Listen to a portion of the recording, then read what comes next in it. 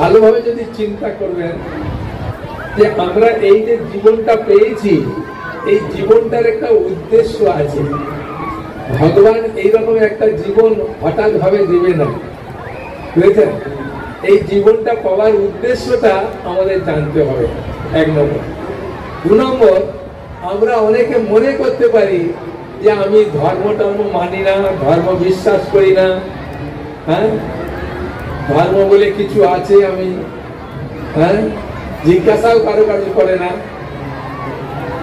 আমি অনুরোধ করব এই বিষয়গুলো আমি তুলে ধরব আপনাদের কাছে, যে ধর্ম বলতে কি বোঝায়, আমরা ধর্ম করতে না চাইলেও আমরা যে ধর্ম করি, এবং এই হরিকথা শোনার মাহাত্ম কি, এই হরিকথা শুনলে কি লাভ, এইসব বিষয়গুলো আমি তুলে ধরবো। শেষে একাদশী করার জন্য আমি অনুরোধ করব, ভক্তি পথে কিভাবে যুক্ত থাকবেন, সেই জন্যে।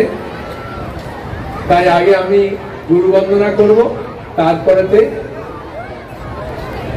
তার আগে আমাদের শিল প্রভুপাদ জয় রাধা মাধব কীর্তন করতেন, সেই জন্য আমি 2 মিনিটের বা 3 মিনিটের জয় রাধা মাধব কীর্তন করব।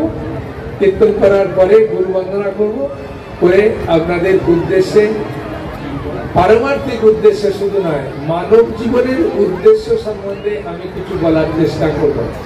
এই মানব জীবনটা কেন পেয়েছি, এই মানব জীবনটা কি দুর্লভ, এই জীবনটা পাওয়া সবসময়ের জন্য যায় না, বহু কষ্টের পরে নয়, 80 লক্ষ জনি ভ্রমণ করার পরে তারপরে মানব জীবন পাওয়া যায়। আর মানব জীবন পাওয়ার পরে এরকম একটা সভ্য জীবন পাওয়া যায়। সেই সম্বন্ধে আমি আপনাদেরকে কিছু বলবো।